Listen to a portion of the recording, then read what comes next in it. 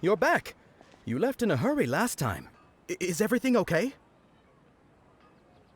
Everything's fine, just, it's a little hard to explain. Would you mind taking part in a little experiment with us? An experiment? That came out of nowhere. I'm listening, though. What do you need me to do? Could you make a wish? You want me to make a wish? Is that a new Sub-Zero's festival tradition or something? Less questions, more wishing! Okay. My wish. Okay. I'm a little nervous saying this out loud, but I want Miss Dunyarzad to be happy. Oh. I noticed earlier that she looked a bit down, and she wasn't really talking to anyone. She just doesn't seem like herself. She's always so gentle and kind, and all the kids love her. I've also wondered if the reason she asked me to be Fairest Knight of Flowers is because I'm special to her, or something.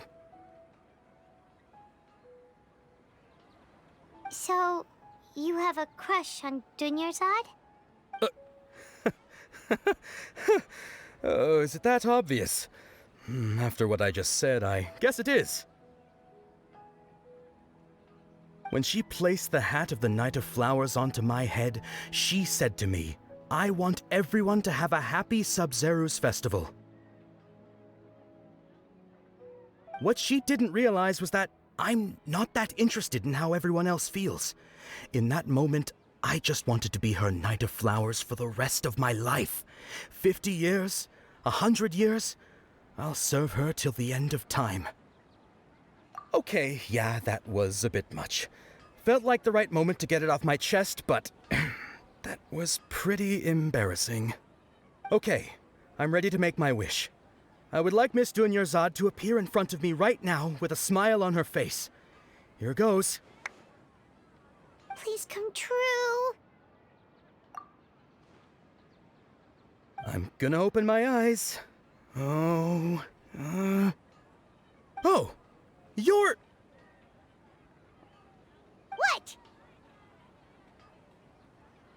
Fucky? Sorry, but only one portion of Yelda candies per person. Back home you go. Nice try, you two. Anyway, never mind. I don't need to see her appear right in front of me. As long as she's happy. Guess he isn't the host of this dream after all. Should have expected it wouldn't be this easy.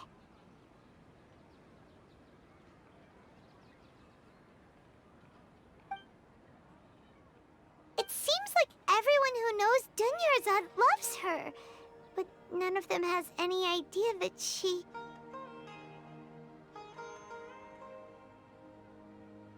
My lady, step back. That sounds like Dia! Oh, right. This is when Dunyarzad bumps into the kidnappers. Huh? But Dia can handle them! Hey, Traveler!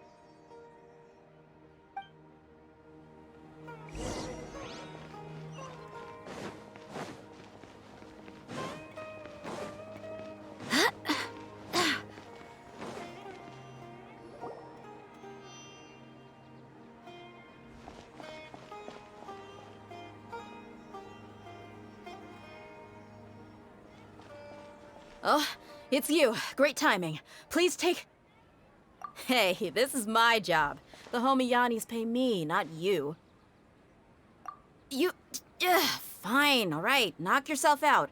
Why are you so worked up anyway? It's not like I don't trust your fighting skills. Anyway, watch yourself.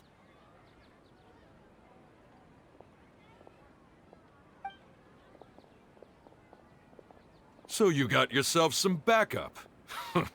Suit yourself. You're going down!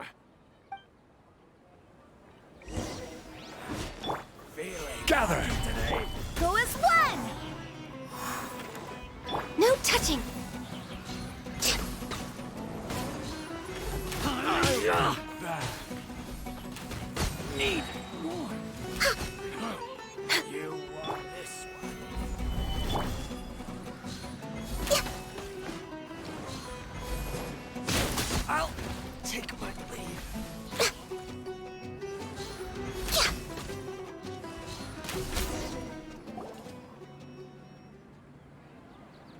Traveler, were you just taking your anger out on those guys?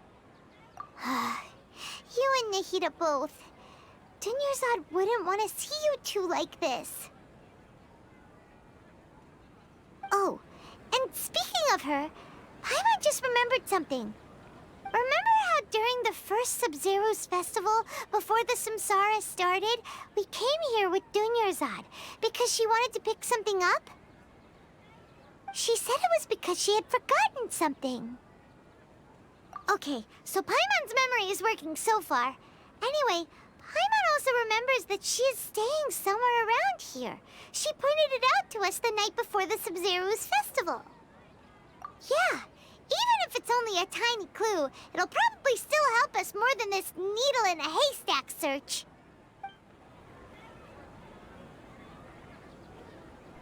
This is the place. It's rude to enter other people's spaces without permission, but desperate times call for desperate measures. Hey, the windows are unlocked. Okay, Paimon's gonna take a peek inside.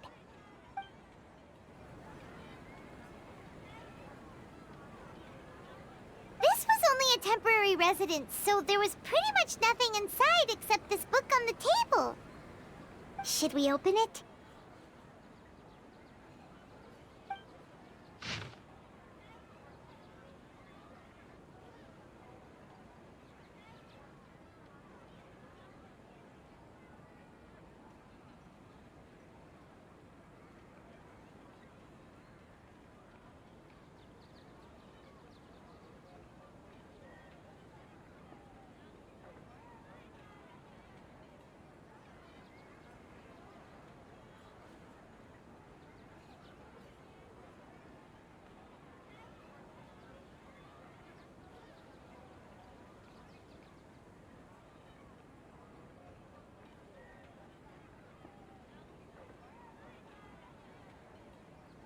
Wow, Dunyarzad wrote all of this. Sounds like she was always thinking of us even while we were away. Even though she was also busy preparing for the Sub-Zero's festival and had all her health problems to worry about. She must have wanted to give this to us as a gift on the day of the Sub-Zero's festival, right? If we hadn't found this book, we never would have known. But now that we know, we can't even thank her. Hey! Where are you off to now?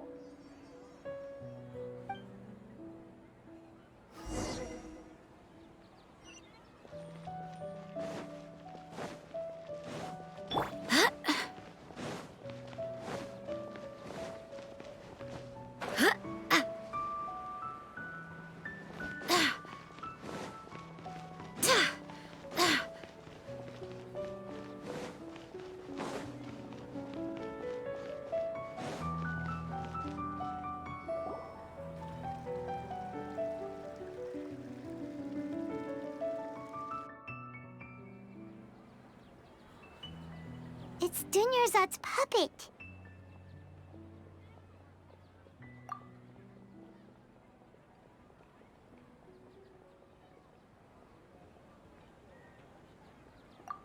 Traveler? You must be exhausted. Come to think of it, we've been stuck in this place for a really, really long time. Heck, even the last time we were chatting happily with Dunyarzad feels like an eternity ago.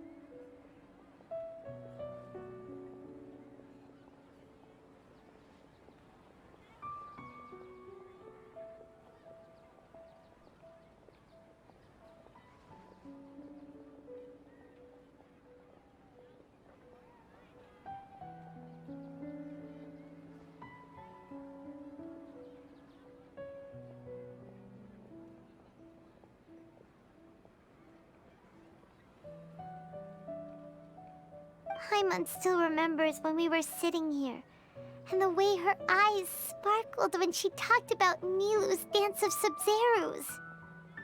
There will always be frustrations in life, but I know that the point of living is not to leave behind any regrets.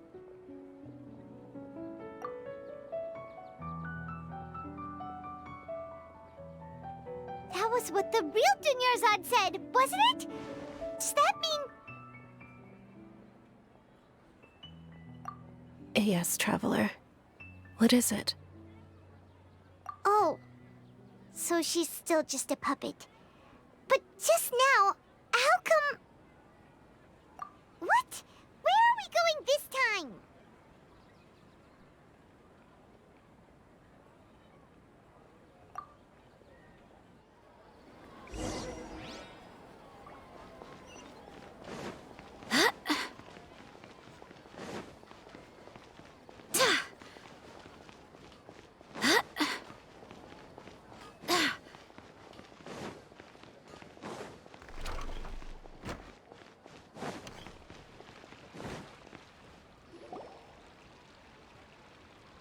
If you continue to resist, we will have to order an investigation into every single event organizer. The Grand Sage has already granted you much leniency. I advise that you exercise tact. How did things turn out like this?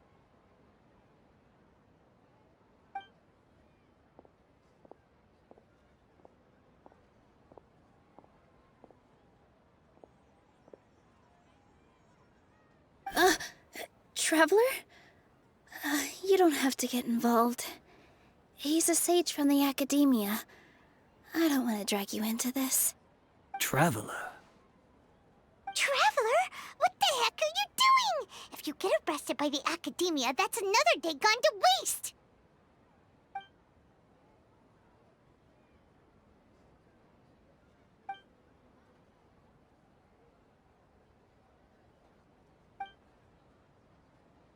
Wait, they're not reacting. Have they been scared stiff? Oh, of course! If this is the sage's plan, they wouldn't put themselves through this. So they're just substitutes. What is this? What happened to the Grand Sage and his entourage?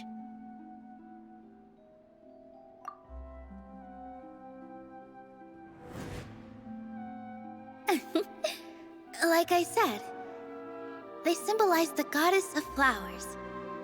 It's just a shame that all the real Padisarahs went extinct after her death. Yes. The Greater Lord brought forth new Padisarahs in memory of the goddess of flowers.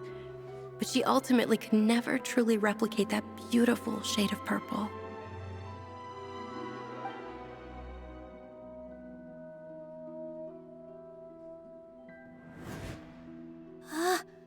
That beautiful shade of purple. Aren't these flowers real Padisarahs? Just like the ones from the legend?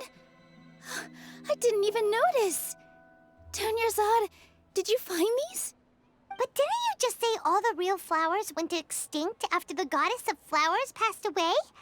So, how? Yeah. What's going on here? Huh? You guys are acting weird. But okay, I'll try.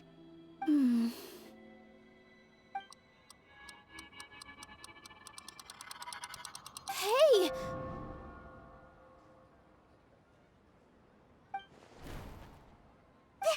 They disappeared! So Nilu's the host! What a surprise!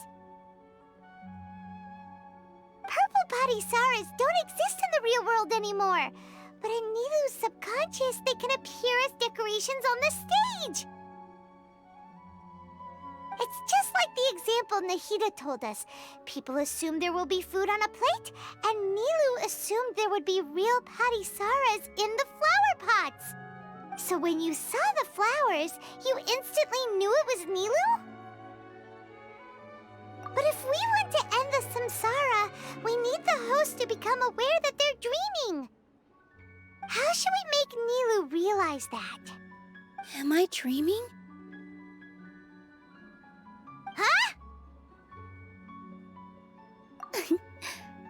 So I'm right. Is this Lesser Lord Kusanali responding to our celebration of the Sub-Zeru's festival? Wrong guess, but you aren't completely wrong either. The point is, what made you think this is a dream? As far as you know, people in Sumeru don't dream, right? Yeah, but have you heard the tale of the first sage? To prevent a calamity, he went on a journey to find the Dendro Archon. Ooh, sounds familiar. Dunyarzad told us a story like that when we first arrived in Sumeru City. So it was about the first sage, huh? Yep, but in the part you heard, he hadn't become the first sage yet. There's more to the story. His piety and wisdom were acknowledged by the Dendro Archon, and she finally gave her blessing to him. All kinds of spectacular scenes appeared in front of the first sage, as if all the knowledge in the world was being painted onto a canvas right before him. He was captivated. After who knows how long, he mastered all the knowledge he could comprehend. Afterward, he said to the Dendro Archon, "I miss my parents, my wife, and my children. I've been away from home for far too long. They must be worried." The Dendro Archon smiled. The next second, the sage found himself lying in his bed, as if he had just woken up from a dream. His wife, lying next to him, said, "You're off to search for the Dendro Archon today, aren't you? Have a safe journey, my love." In the end, the first sage took care of many disasters in Sumeru City and founded the Academia. What a happy ending. So, the first sage was dreaming ever since the beginning of the story? He never went on his journey? Yes, but his faith and determination were conveyed to the Dendro Archon, so she blessed him in the form of a dream. Paimon understands where you're coming from now.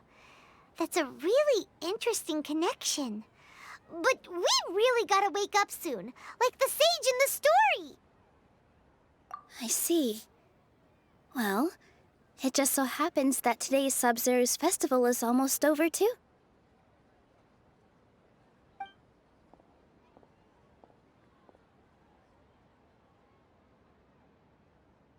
Since we're in a dream, let's make this final dance of Sub-Zeru's as beautiful as we can.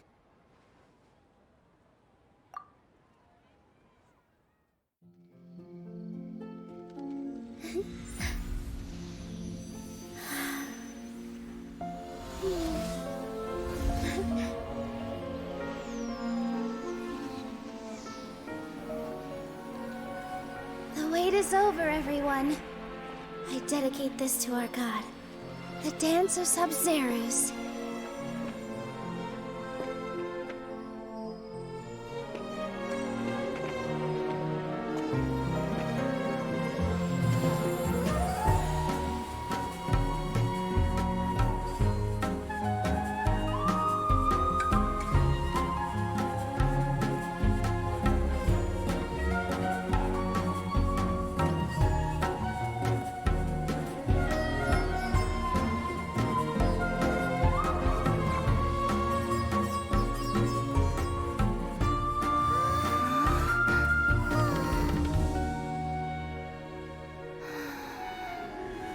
I'd be lying if I said I had no regrets. I would have loved to see Nilou's dance.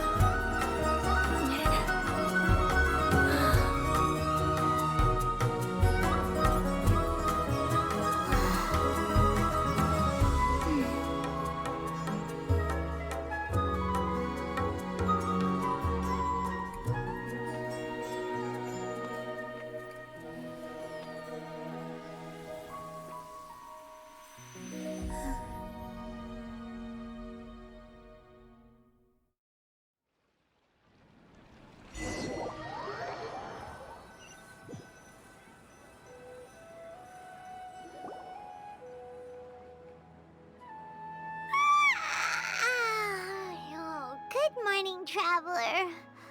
Oh, Paimon feels like she's been asleep for the longest time. Paimon's head feels super heavy. Did we oversleep? Do you even remember going to sleep last night? Paimon thinks it was after the Sub-Zero's festival. The Sub-Zero's festival! Have we finally escaped from the Sub-Zero Samsara? Quick! Take off your Akasha terminal!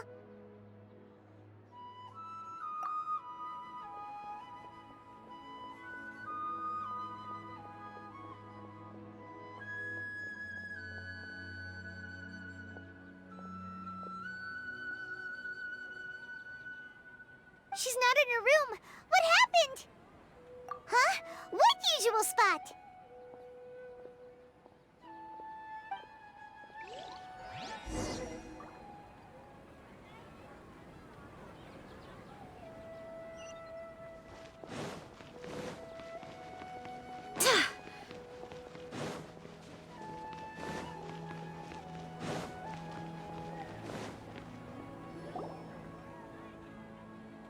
Well done, Traveler and Paimon. And thank you, Dunyarzad, for organizing the Sub-Zero's festival for me. I'm sorry, who are... Dunyarzad! You're okay! Oh, don't scare us like that!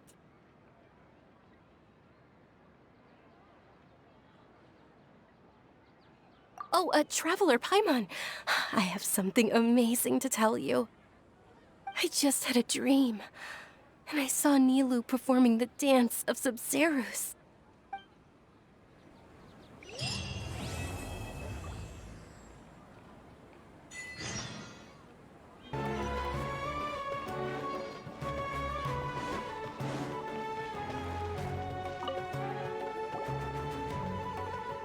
You're actually Nahida, aren't you?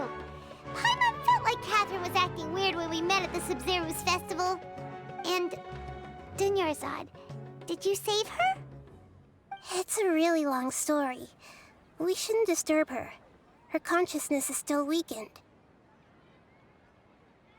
Let's chat somewhere else. How about by the Traveler's favorite bench?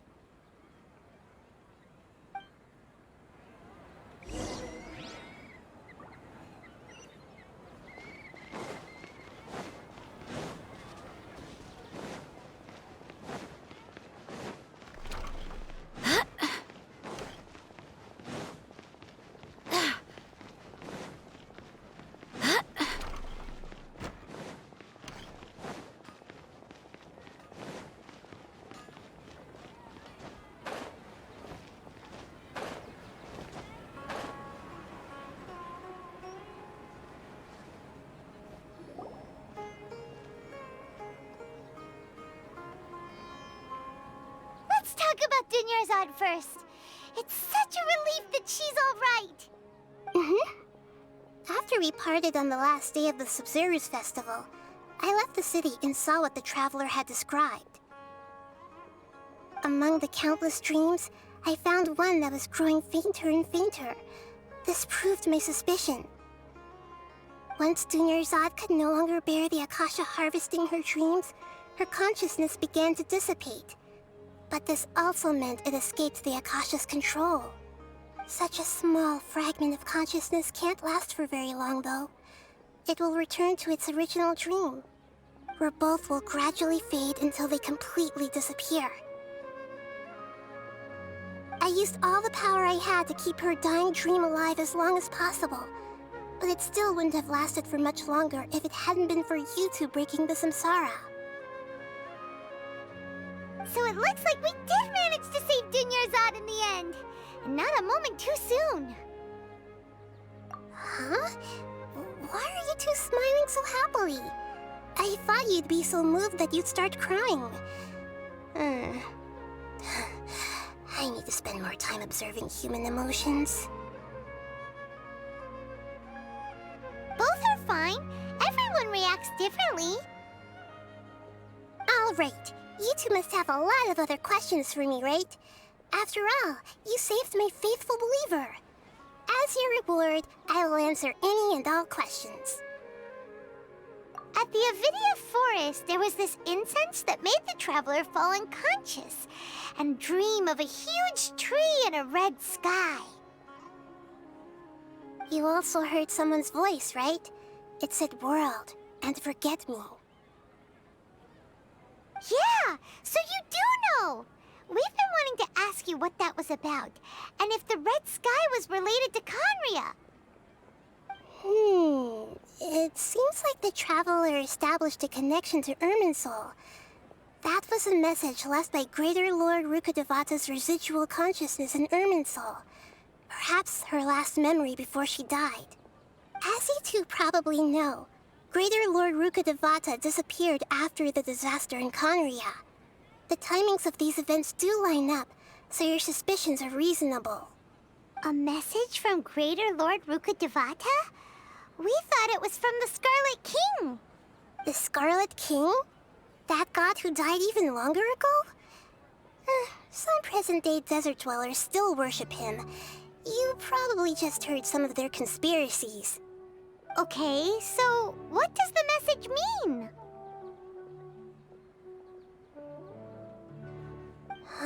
I still haven't managed to decipher it. Even the Akasha isn't currently capable of doing that. Greater Lord Rukkhadevata's residual consciousness in Irminsul seems to be contaminated with something that has a very dangerous aura to it. Many devoted scholars go mad as soon as they connect their consciousness. I've warned the Academia about this many times, but people still keep falling victim to it. But I believe this is the key to saving Irminsul. That's why I've kept trying to decipher it. So the tree in the vision was Irminsul? Oh, Tainari also said that Irminsul is sick! Is it because of the contaminated consciousness? But even if you can't figure out what that vision was all about, it seems like our search for you was all in vain. The Traveler wasn't affected after coming in contact with that consciousness. I've never seen anyone like that. With you here, we may have a chance at deciphering it. No, we must decipher its secrets. I've already eliminated all other factors that might affect Irminsul. This is the only one left. This puzzle has life and death at stake. It could determine Irminsul's fate, as well as Tevat's. To be accurate, I'm using the Akasha as a medium to occupy Catherine's consciousness. How did you do that? Poor Catherine. Does this mean you can also occupy other people's consciousnesses? Theoretically, I can enter anyone's mind as long as they're wearing their Akasha terminal. The Akasha is the legacy of Greater Lord Rukkhadevata. As Lesser Lord Kusanali and the first Akasha terminal, my consciousness has always been linked to the Akasha. I've always respected my people's free will, so I've never actually occupied their consciousness. When necessary, I just borrow this bionic Snezhnayan puppet. Hold on. Did we just learn some deep, dark secret? So Catherine is... No wonder Paimon felt something was off about her. What about your own body? Why do you need to borrow other people's? Don't you live in the sanctuary of Surasthana? That story begins a long time ago. After Greater Lord Rukkhadevata disappeared, the sages found my newly born self and took me back to Sumeru. At that time, I was young and weak. The sages kept me in the sanctuary of Surasthana, ostensibly for the sake of protecting me. But I've hardly heard from them since. However, I do understand that they had hoped to find Greater Lord Rukkhadevata instead of me, a symbol of her passing. So, the sages basically put their new Archon under house arrest? How dare they! Why don't you teach them a lesson, Nahida? In some ways, they aren't wrong. Greater Lord Rukkhadevata was omniscient and omnipotent. Even after her death, the Akasha is still empowering this nation. And I'm still really far away from being able to call myself the God of Wisdom. Moreover, the Academia is also more proficient at governing this country. My existence has little meaning. Yeah, you got a lot of believers. Just look at the Sub-Zero's festival. Everyone who showed up truly loves you. Thank you for the kind words. But I honestly don't need physical freedom as long as I can connect my consciousness to the Akasha. Trying to find a way to save Irminsul is my life's mission and top priority. I will work on that, and try to live up to being a deity in the meantime. Every once in a while, I will also take up the duties of the God of Wisdom and enlighten a lost soul here and there. Doing all that should be enough. There's never been any big problems with the Academia's governance of Sumeru. This is the first time I've seen them step out of line. I wonder what caused them to go down this path, and what they hope to achieve. Even though the city's residents haven't noticed anything strange, if the Traveler hadn't broken the Sub-Zero's samsara, the situation could have become dire.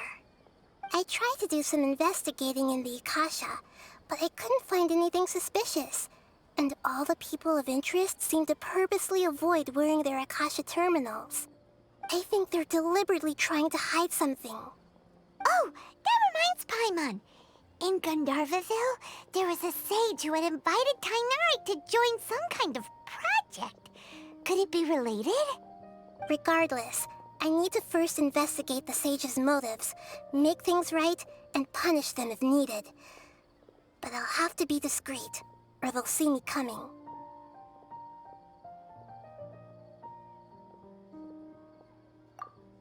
You mean how the Akasha stops you from having dreams? Yeah, it's been such a long time. No one's noticed something's up?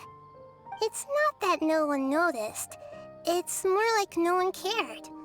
Ultimately, it's all rooted in the sage's misdirection. Misdirection? The sage has convinced everyone to believe that being unable to dream is a sign of rationality and wisdom. Not dreaming is a badge of honor in Sumeru, even if the truth is that their dreams are being reaped by the Akasha.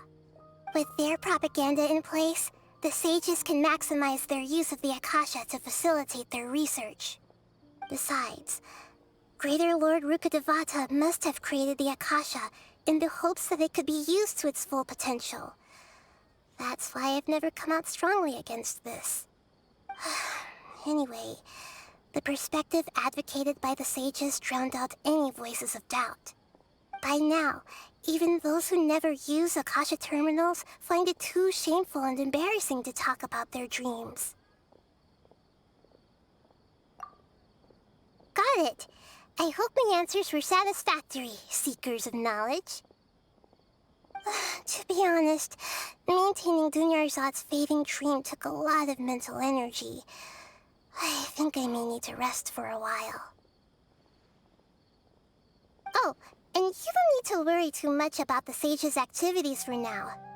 The Akasha won't be able to conduct another project on the scale of the Sub-Zero's samsara in the immediate future. Go and get some sleep. Leave everything to us. What a relief. This is truly the most exhausting birthday I've ever had. Traveler? Paimon? Why am I here? Do either of you know? Maybe you were sleepwalking. You know you can't wake up a sleepwalker. We happened to walk by, so we thought we'd wait for you to wake up. I see. Huh. I should visit my maintenance personnel sometime. Oh, I'm fine. I better go. Thank you.